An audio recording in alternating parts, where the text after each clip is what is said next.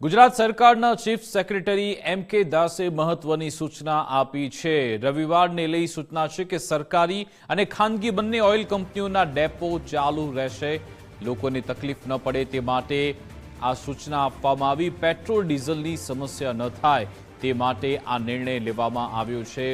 ગુજરાત સરકારના chief secretary M K. દાસ તરફથી આ સૂચના આપવામાં આવી કે રવિવારે પણ સરકારી અને ખાનગી ઓઇલ કંપનીઓના ડેપો ચાલુ રહેશે।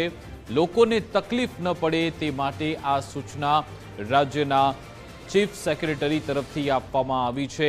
પેટ્રોલ ડીઝલની કોઈ સમસ્યા ન થાય તે માટે આ સૂચના આપવામાં આવી છે। તે માટેનું આયોજન કરવા કહી દેવામાં આવ્યું છે।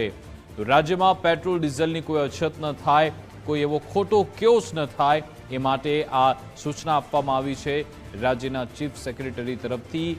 Chief secretary M K. દાસ કે જેમણે સરકારી અને ખાનગી ઓઇલ કંપનીઓના ડેપો ચાલુ રહેશે તેવી સૂચના આપી છે।